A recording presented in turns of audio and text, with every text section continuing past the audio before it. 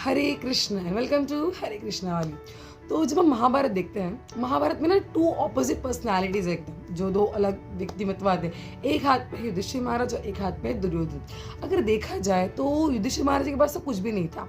वो वनवास में रहे 13 साल तक। उनको कुछ फैसिलिटीज़ नहीं थी, but still he was very काम, he was doing his duties properly. और उनका कभी ऐसे किसी से झगड़ा वगैरह भी नहीं हुआ, कभी भी ऐसा कुछ उनको किसी से द्वेष हुआ, किसी से ऐसा उनका दुश्मनी हो गया, या फिर उनको किसी से खुन्नस था, देखा जाए तो ऐसा कुछ भी सीन नहीं था। On the other hand Duryodhan जो था, दुर्योधन के पास प्रैक्टिकली सब कुछ था। उसके पास इतना बड़ा साम्राज्य था जिसका वो युवराज था।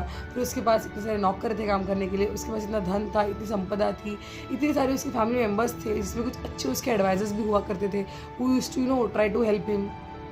बट ये सब होने के बावजूद भी Duryodhan is considered as a bad example. हम दुर्योधन को कभी अच्छे उदाहरण में काउंट नहीं करते, उसको हमेशा बैड एग्जाम्पल से काउंट करते हैं हम लोग। एंड युधिष्ठिर महाराज को हम एज अ गुड एग्जाम्पल देखते हैं। तो इन दोनों में जो इतना डिफरेंस है, इसका मेजर रीज़न पता है आपको क्या है? इस स्टोरी के माध्यम से मैं आपको बताने की कोशिश करती हूँ। लेट्स से फॉर एग्जांपल आपके पास ना सबसे बेस्ट पेयर ऑफ शूज़ है।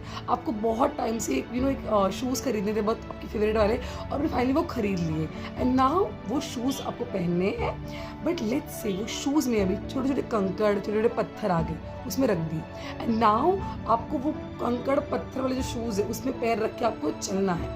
तो डू यू थिंक कि आपको जो सफ़र होगा चलने का, वो कभी कंफर्टेबल रहेगा? हर एक कदम पे यू विल फील लाइक कि ओ गॉड व्हाट इज दिस। भले ही वो रास्ता जिससे आप चल रहे हो वो रास्ता सुंदर हो, वो रास्ते पे गुलाब की पंखुड़ियाँ बिखरी हुई क्यों ना हो, it will be the most beautiful road, the most beautiful scenery, the most your favourite person will be with you, but still हर एक कदम जो आप चलेंगे वो बहुत ही अनकंफर्टेबल होगा, बिल्कुल भी कंफर्टेबल नहीं होगा।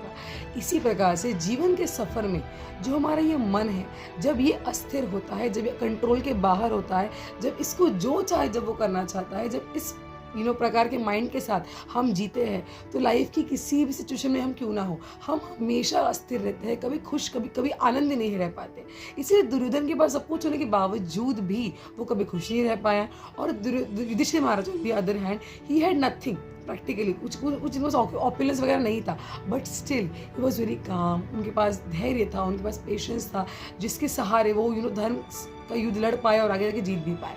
सो इस स्टोरी से या फिर इस पूरे इंसिडेंट से हम क्या सीखते हैं कि हमारा जो माइंड है इसको कंट्रोल करना ना बहुत इंपॉर्टेंट है। क्यों? क्योंकि ये अनकंट्रोल माइंड ना हमारे लिए ही बहुत डेंजरस है। हमें रियलाइज ही नहीं होता कभी कभी कि हमारा माइंड सच में कितना हमको तकलीफ दे रहा है। We never realise it, and when we realise it it's too late, देखा जाए तो इस माइंड को भला कंट्रोल में कैसे किया जाए?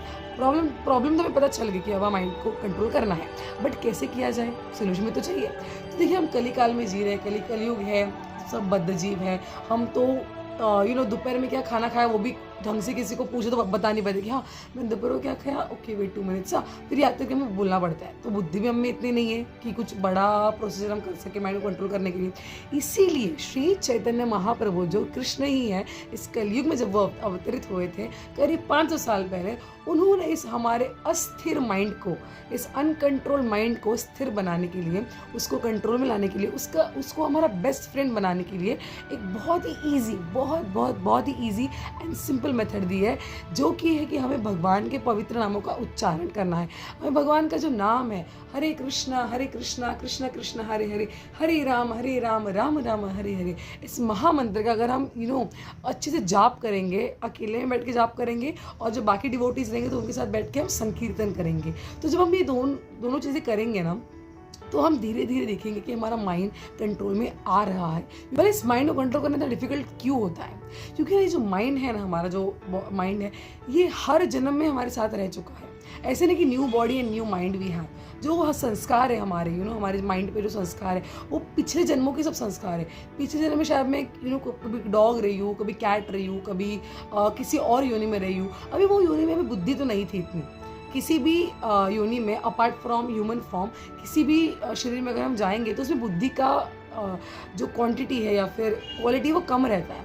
इसीलिए जो बिहेवियर होता है, जो भी बॉडी लैंग्वेज होती है, इट इज़ कम्प्लीटली कंट्रोल और ड्रिवन बाय माइंड। जैसे हमारा माइंड बोलेगा, जैसे हमारा माइंड हमसे करवाएगा, हम वैसे ही करते रहते हैं। और इसीलिए मानव शरीर में आने के बाद भी जब हमें पता है कि हमारा intelligence is much more stronger, हमारा माइंड को हमें इतना इंपॉर्टेंस नहीं देना चाहिए, फिर भी हम माइंड की ही सुनते हैं, हम हमारे मन की ही सुनती है और फिर गलती कर बैठते हैं। ऐसा क्यों? क्योंकि हमारे पिछले संस्कार वैसे रहे हैं। तो पिछले संस्कारों को निकालने के लिए बहुत टाइम लगता है। That's absolutely okay.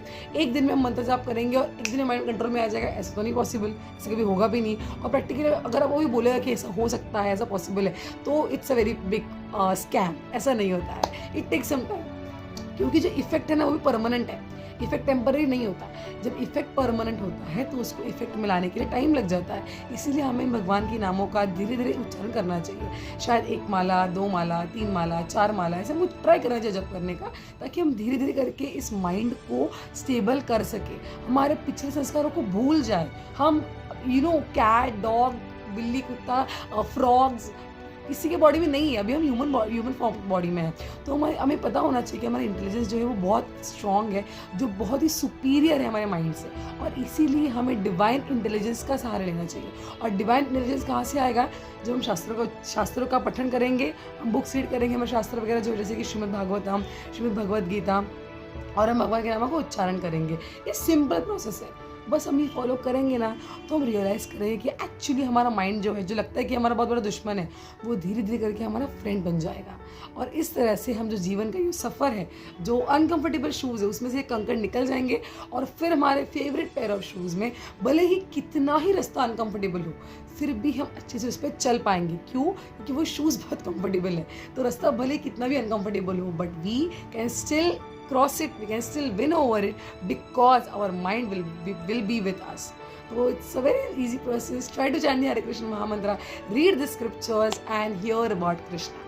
Thank you so much. Hare Krishna.